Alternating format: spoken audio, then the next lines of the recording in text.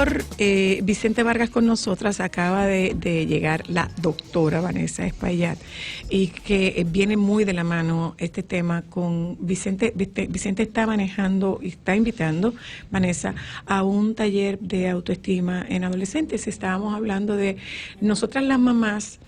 Con mucha frecuencia sentimos que no somos adecuadas y que no estamos haciendo un buen trabajo, que definitivamente necesitamos que alguien nos diga: tú has hecho un buen trabajo como mamá, porque nos queda como esa duda. Y ahí estaba mi pregunta, si eso es algo instintivo, porque yo no conozco la primera mamá que diga: sí, yo soy una excelente madre. Siempre hay un pero. No, uno lo dice, pero se le queda como, yo no sé si es verdad que yo soy tan buena madre como yo creo.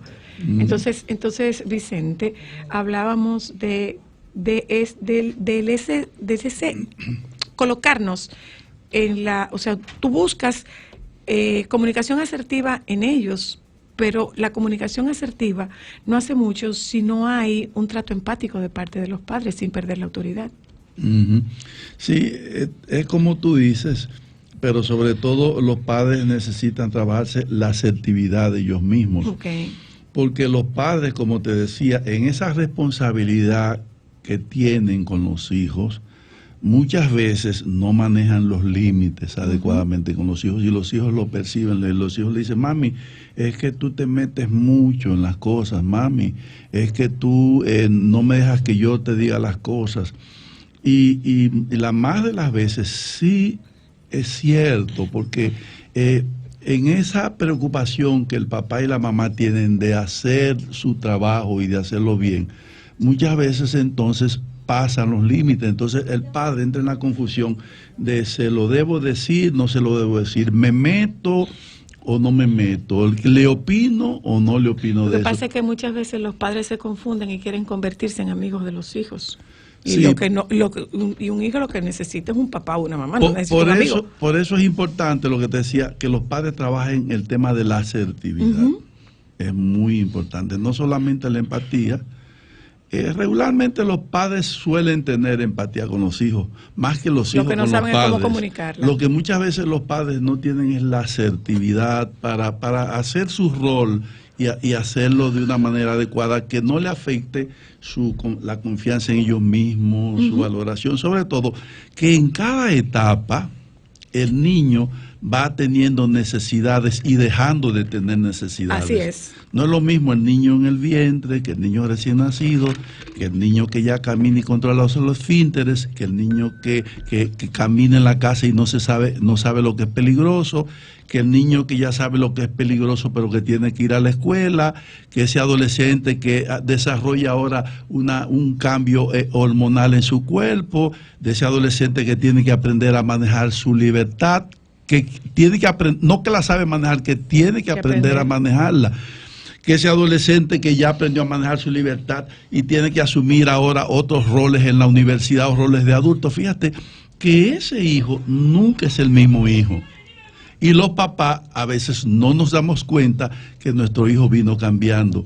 Y en cada fase de del crecimiento de nuestros hijos, los papás tienen que ir cambiando la manera en que se relacionan con ellos. Sobre todo que cuando los hijos ya han crecido, necesitan, para ellos comunicarse bien con el mundo de afuera, el reconocimiento de sus padres de que ya ellos son adultos que saben manejar.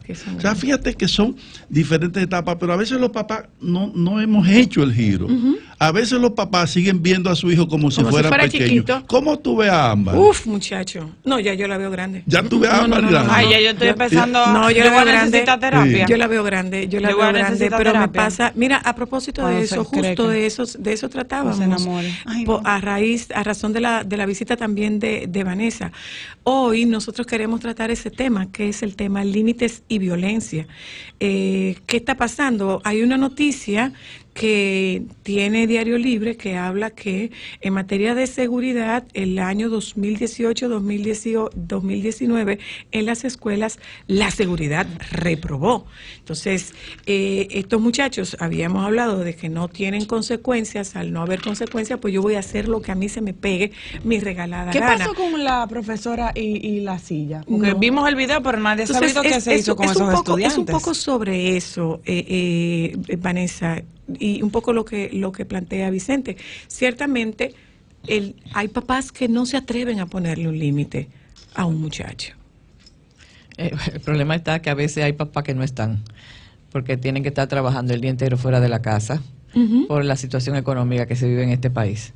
Si nos vamos a los barrios marginados, que es donde están las escuelas públicas, probablemente los padres están el día entero en trabajos obreros, en trabajos, vamos a decir, de obreros calificados o no calificados, sabrá Dios qué. Y esos niños están solos. A ellos medio lo ha salvado la tanda extendida. El problema está en que si en casa no hay nadie y en la escuela nadie pone límites ni normas, entonces es un caos. A la brigandina, como dicen. Bueno, es muy triste ver, por ejemplo, cuando se terminó el año escolar, había un colegio donde hicieron un ritual y rompieron todos los cuadernos y lo tiraron, ¿verdad? Es una falta de conciencia inmensa. Pero vamos a decir, si los muchachos con la tanda extendida y no extendida han reprobado el año escolar y les fue tan mal, ¿qué está pasando en las escuelas? ¿Qué está pasando con los maestros? ¿Qué está pasando en el departamento de orientación de las escuelas? ¿Hay suficientes psicólogos?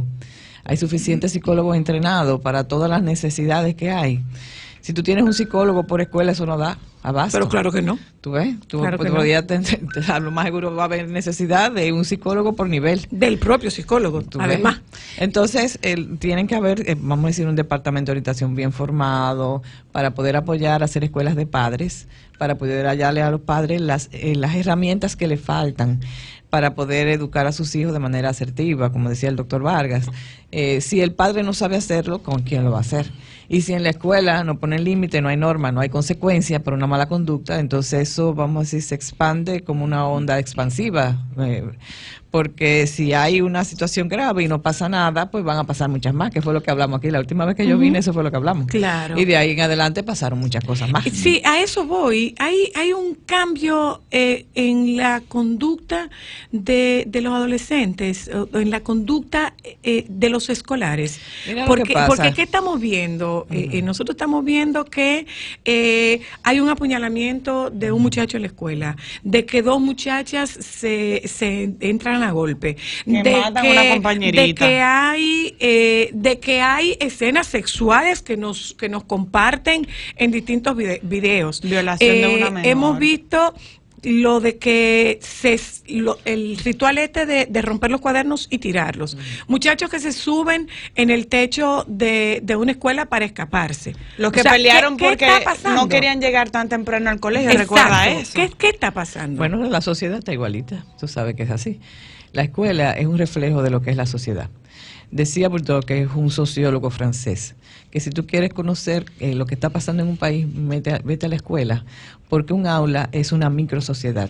Entonces, todos los prejuicios sociales, todas las dificultades a nivel de la sociedad se manifiestan en un aula. Entonces, muchas veces, si tú quieres saber qué pasa en una sociedad, nada más tienes que meterte en la escuela y estudiar qué está pasando ahí.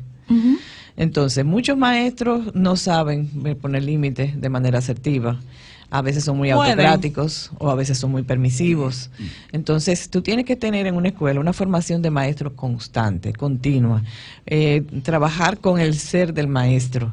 No solamente para que tenga las herramientas, sino para que trabaje sus propias limitaciones, que todas las tenemos. Claro. Pero debe poner límites, un maestro, Vanessa. Debe poner límites, claro que sí. Es una autoridad. Tú entras al aula y lo primero que tú haces en el primer día de clase es poner las reglas de comportamiento y las consecuencias. Y tú le dices a los estudiantes, vamos entre todos a formar las reglas de nuestro año escolar, para que ellos formen parte de las reglas y vamos a ver cuáles van a ser las consecuencias, porque si ellos forman parte del ritual de cómo hacer las reglas, entonces están conscientes de que cuando la violan es algo que ellos mismos pusieron, entonces se violó, entonces tiene que haber una consecuencia.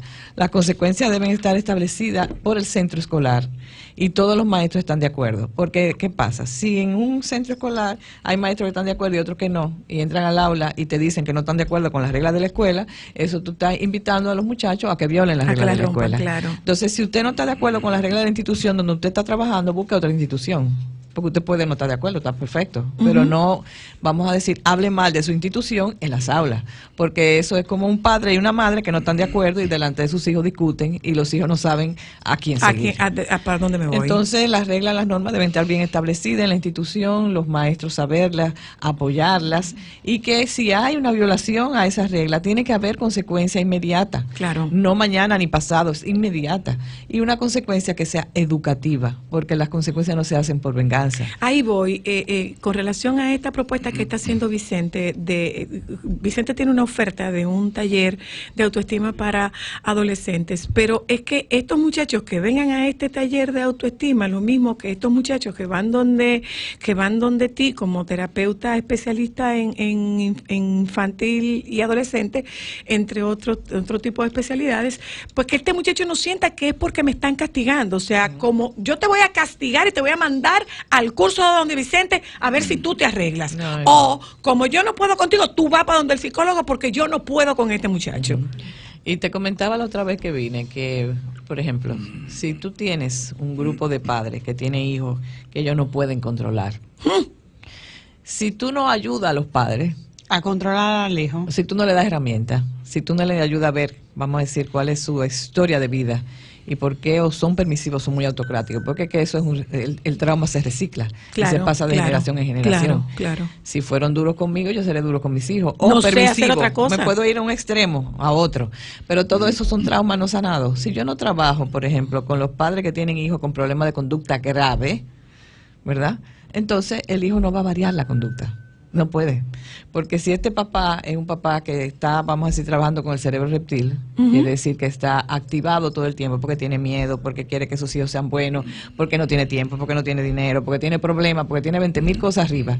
Y cada vez que va a corregir a sus hijos, lo hace gritándole Sí, desesperado porque está en reptil, ¿verdad? Un padre que corrige en reptil no consigue nada. Claro. Miedo Claro. o rebeldía. Claro. Entonces, si tú no ayudas a esos padres, por eso las escuelas deben tener todo escuelas de padres. Y sobre todo en los barrios marginados, que es donde más necesidad hay. Porque hay todas las carencias del mundo. Deben ser obligatorias las escuelas de padres. Por lo menos lo que pasa es que si tú tienes, por ejemplo, a alguien que te pone un hijo en una escuela, se supone que es un trabajo en equipo. Estamos velando ambos, padre, familia y escuela, por el desenvolvimiento de ese hijo. Entonces debería ser algo que por conciencia. Claro, Vamos a decir no por que, imposición. No, si usted tiene no su por hijo aquí es imposición. porque usted quiere participar en todas las actividades, porque vamos a educar a sus hijos y lo estamos educando entre todos. Pero hay que participar. Claro. Hay que participar. Sí, porque Vicente, la escuela no educa sola. pero además, eso que yo decía, es algo que escuchamos de ti mientras estaba en el proceso de formación. Yo soy amiga de mi hija. Es que tu hija no necesita una amiga, tu hija lo que necesita es una mamá. Y tú estás dejando el rol de madre para convertirte en amiga y eso tú no lo vas a hacer bien hecho. Pero ¿por qué suena tanto eso ahora? Porque tú escuchas a muchos padres que quieren ser amigos de sus hijos. O sea, ¿por qué hay que ser amigos de los hijos? Porque es que entendemos que así es como tenemos más confianza. Realmente también hay un problema, vamos a decir, histórico, una situación histórica. Nosotros vivimos de una sociedad autocrática, ¿verdad? Sí. Por miles de años era autocrática. Había siempre alguien que tenía un rol preponderante y era impositivo, y ahí no había diálogo, no había ninguna negociación, ni acercamiento, ni nada. Que es así porque sí. Exacto. Entonces, ¿qué pasa? De repente a nosotros nos dicen que la sociedad es democrática y que ahora somos todos democráticos. Las familias no saben cómo ser democráticas y han pasado de autocrática a permisiva. Entonces, muchas veces piensan, para yo no ser como mis padres, que fueron unos autócratas impositivos, que no nos supieron, vamos a decir, escuchar. Yo soy más liberal. Yo soy más liberal, yo voy a ser diferente. Pero se han ido de un extremo a otro. Nosotros estamos, vamos a decir, necesitando buscar un punto medio, que es lo que se llama democracia. Porque democracia no significa que no haya límites, que no haya norma o que no haya consecuencias. Pero deben ser sanos. Es la diferencia. La diferencia es cómo tú pones el límite. El autócrata grita, chilla y te dice porque sí, porque no y porque me da la gana. El permisivo no pone nada porque No pone. todo es negociación y todo hablando porque como un muchacho se sienta. El democrático te va a decir estas son las reglas de la casa, estas son las normas y te las voy a poner con mucho cariño y con mucho amor. Pero te las voy a Y poner. te las voy a explicar. Pero te las voy a Y te la- poner. exactamente. Vicente, ¿qué tiene tu curso de autoestima para adolescentes? ¿Cuál es el programa? Sí, bueno, tal como te decía, vamos a trabajar con las ideas distorsionadas que van a influir en la forma en que los jóvenes se perciben a sí mismos, también el autoconcepto. Vamos a trabajar mucho con la valoración que ellos hacen de su propio cuerpo. El área física es muy importante para ellos. Vamos a trabajar situaciones que se presentan en noviazgo, sobre todo violencia en Ay, el Dios noviazgo. mío. Sí, todos esos temas que Sí, tienen sí, adicciones, ¿verdad? Esos temas que en la actualidad afectan a los jóvenes de ambos sexos, pues los vamos a manejar ahí, tal como decía Vanessa, en un clima de conversación respetuosa, pero abierta con ellos, y que luego pues eso se complemente también con el trabajo que hay que hacer con los padres. de Son 2 ellos. días. Son 2 días, van a ser dos tardes, 2 miércoles. De hecho, hoy vamos a comenzar ya, probablemente las amigas o amigos oyentes ya no les dé tiempo porque va a ser este miércoles y el próximo miércoles. Pero para los que ya no les dé tiempo de ir hoy, pues nosotros pensamos el mes que viene volver Repetirlo. a darlo. ¿Cuál es la edad, Vicente? De 12 a 18 años. Algo discutible porque yo soy de los que digo, aquí que está Vanessa que maneja, que la adolescencia se ha prolongado, porque como la vida ha cambiado, Ahora. 25, 30. aunque se establece una edad de 18 a 20, algunos dicen de 12 a 18, unos dicen de 20 a 10, y yo digo que la adolescencia puede extenderse mucho más, sobre todo porque seguimos viviendo como adolescentes, aunque tengamos edades Hay que adolescentes, ya sobrepasan hay los adolescentes 20. eternos. Sí. Hay adolescentes Pero eternos. este es para jóvenes de 12 a 18 años. 535-2555 es el número. Gracias, Vicente. Una cosa muy importante, que su muchacho vaya a buscar respuestas para preguntas que tiene, no puede ser una imposición. No puede ser para salir de él, ni puede ser porque yo no puedo contigo. Es para que viva una experiencia que le ayude a ponerse en contacto consigo mismo. Gracias, Vicente. A ti. Gracias, Vanessa. Ya tendremos la oportunidad de conversar sobre la propuesta que tiene UNIBE con el profesor José Navarro Góngora. Góngora. Tenemos 2 cursos, uno abierto al público, que va a Y uno ser el profesional. 20 de julio en la mañana, que es sobre nuevas tendencias en la intervención manejo de crisis y trauma. Ujú. Eso es abierto y es gratuito. Y tenemos otro curso el jueves 18, de 9 a 1 de la tarde, que es sobre la teoría polivagal y la mentalización, que es una especialización en manejo de trauma. ¿Con casos? ¿Con presentación de casos o sin presentación de casos? Yo me imagino que sí, él siempre tiene casos. Ay, con el profesor Navarro, señores, eso es un regalo. Con el profesor Navarro, eso es un regalo. Ahí estaremos. Gracias a ustedes por acompañarnos. Nos juntamos mañana. Gracias a Vanessa, gracias al queridísimo Doctor Vargas. A ustedes, gracias por acompañarnos esta tarde nuevamente. Nos juntamos con ustedes mañana, si Dios quiere. Quédese, por favor, con nuestros compañeros del Sol de la Tarde.